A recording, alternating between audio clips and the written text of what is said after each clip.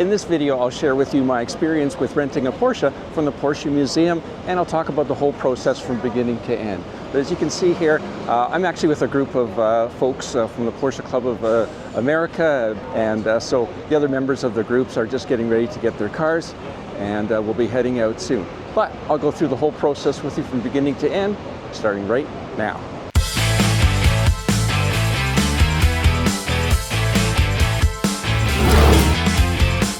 All right, so to start with, you're going to have to actually make a reservation for your Porsche, and so the website you're going to is customer.drive.porsche.com/de/en-gb. Don't worry, I'll put a link in the description down below, and you can definitely check that out. So when you go to this page, make sure it says EN for English, and so the first thing you need to do is actually log in or register. That's what they're going to want you to do first. And so if you already have a Porsche ID, you'd put it in here, but chances are you probably don't. So you don't have account, sign up. So you go down here and you can sign in for your account. So it's pretty straightforward. If you have a title, doctor or something like that, put that in there and put in your information here. You fill it in. Mine's just popping up because I do this so often. So you put in your email address, and then you have read the general terms and conditions, accept them, and the privacy statement. Check all that out, and then click Create Porsche ID Account. It'll ask you to confirm your email address, so you have to go into your email and check, and they just want to confirm, so activate your Porsche ID account, and so they want you to set up a password. So again, it's one of those where you have to have at least 8 characters, you have to have some numbers, upper and lowercase letters, and you have to have a special character, exclamation mark or a $sign or a hashtag or something like that. You can set your password. So again, it's customer.drive.porsche.com/DENGB. Anyway, that'll be the page, and like I say, I'll put a link in the description down below for that so you won't get lost. And then it'll ask you here to log in or register. And, so now you would log in with this account that you've set up, and I'll ask you for that password. All right, great. So now it's time to make your reservation. So you go to reservations up here and select rental station. So because this is about renting a Porsche in Germany, you'd click here Germany, but as you can see, there's other countries here that you can pick from too. So I rented mine from the Porsche Museum because while you're there, you can check out the Porsche Museum, so it only made sense to me, and especially if you're in Stuttgart. So you select this location, and you can see it comes up in German, so you can click this English, and so now it's in English. So now is the fun part. You get to select your models. The not so fun part, you see the prices. So as you can see, the least costly is a 718 Cayman, 329 euros per day as of today. Obviously that can change. And then you scroll down, see the different models. This is the one that I'd rented, 911 Cabrio, but you can scroll down. You can even get this beast here, this 911 GT3 RS. If you want to get a Macan, or even, do they have the electric ones here? Yeah, a Taycan. You can also get a Taycan too. So, all right, great. So we'll just be consistent. 911 Cabrio. We'll use this as an example. Select model, and then you go down here, and they've got some gorgeous pictures of the car that you're about to make a reservation to rent, and that's great. And it gives you some more information down at the bottom here. It tells you that you're getting what the cost is, what model, 300 kilometers are included per day, and the length of this contract is for a day. You can rent it for several days. And then if you scroll down, it gives you some more information about the horsepower, acceleration, all that kind of stuff. And it also tells you the included services. So free kilometers, it says down here, 300 kilometers, second driver included. Now, one thing I want to mention right now is that you'll need to have your own driver's license for your home country. If you're in Canada or the US, you'll need to have an international driver's license. And when you go to pick up the car, you're going to need to have a passport. So make sure you have all 3 of those. So Porsche assistance is included, and insurance is included. Now, fully comprehensive insurance, in other words, if something goes terribly wrong, $2,500 or $5,000 for a turbo, GT, or classic cars, you have to pay, but they pay what's above that. So bear that in mind. And then it has some more information here that the prices include value-added tax, and some more information that I'll let you read. All right, so assuming you want to go ahead and this is the car you want to go ahead with, then you need to select a rental period. Now I have to admit, I found this kind of clunky, this whole interface here, and see how you make out. So let's say we want to rent this car on August the 20th. So I find it's weird that when you click on the 20th, like I'm going to do here, you watch the 19th will come up instead. You get away from it, see, it comes up as the 19th, which I find really peculiar. So if we want to rent it for the 20th, I found that you have to really press the 21st for some bizarre reason, and then it comes up here. Anyway, so now it asks you to select the pickup time. So uphold site, that means what time you're going to pick it up, and Rückgabe is when you're going to return it. So let's say in this situation, you're going to pick it up at 9 o'clock in the morning and you're going to bring it back at the end of the day. So 9 o'clock's already selected here. Obviously, we just whip down here to what time you're going to pick it up. And great. Confirm rental period. And then we can go further. Okay, so now it gives you a summary.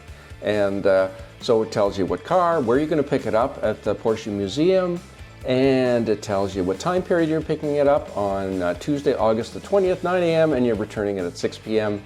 And it says that you can cancel your reservation free of charge, email or phone up to 24 hours before the rental time, which is a really cool thing, and continue their personal data. One thing I think you should know is what's not included. What's not included is gas. So like any rental car situation, you need to make sure that you fill the car up with gas before you bring it back. Okay, so now you're going to have to log in or register again. So, you know, luckily you've created that account so you can easily log in. And so because we already created the account, we're already logged in. You can see that up here. Okay, so it has. So now you can continue to address entry, and, your country. So start with your address. So you fill in your address here, confirm address, and continue. And then it asks you for your phone number. Now, one thing I found about that, this was really finicky. So I just put my phone. I left the +49, which I guess is the code for Germany, and then I put in my cell phone number. And we'll see, and I left a space here. Let's see if that works. And I want you to confirm the phone number and continue. And then they're going to ask for your credit card information. I'm not going to put that in because I'm not renting this car, obviously. This is just an example. And what they're going to do, they're going to put through the charge for the car immediately. But when you show up on site to pick up your car, that's when you'll have to pay the deposit or put the deposit on your credit card.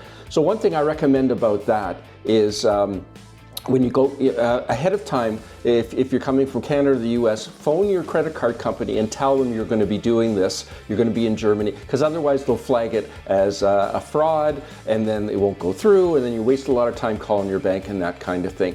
So I did that ahead of time. I had no problems, but a lot of the other people in my group didn't do that, and they had to phone their bank, and it was all that stuff going on. All the Porsches lined up and getting ready for all their rental customers. Lots of cabrios. Brave color choice, this one. And there's some variety too. I mean, you don't have to just go with a cabrio. There's all kinds of coupes.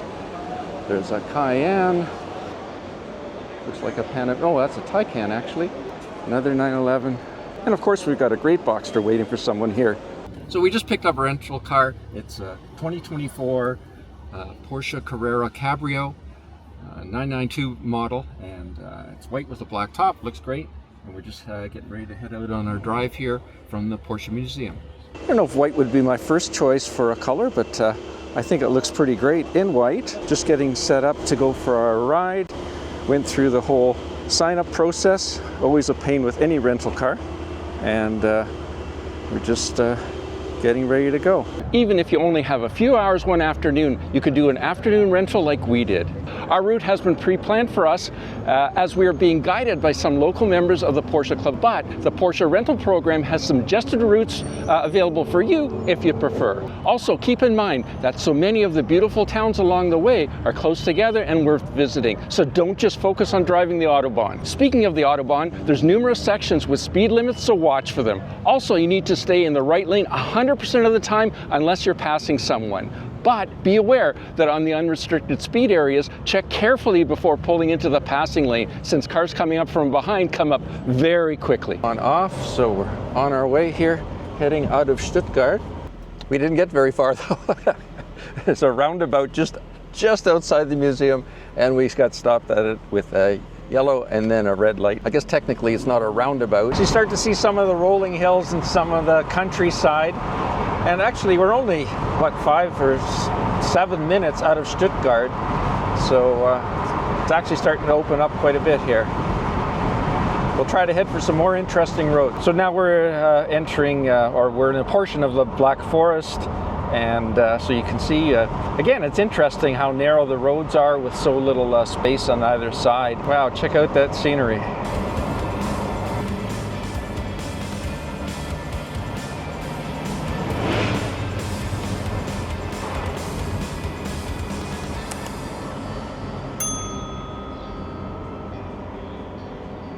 As we continue on the beautiful little roads around different areas of just outside of Stuttgart. I guess we're about an hour outside of Stuttgart now. Now in Germany you can't drive in groups of bigger than 10 cars at a time. Our group overall is over 30 cars, so we've divided it up into 4 groups. Another cool little town, not exactly sure what it's called, but again, we're still only about an hour, maybe slightly more than an hour away from Stuttgart, but we're actually heading back to Stuttgart now.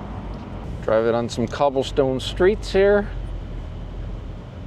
First ones we've encountered so far in this drive, but I'm sure there's lots of them around. So this is a cool little entrance to this section of town. Take a little bit cool here so we don't bottom out.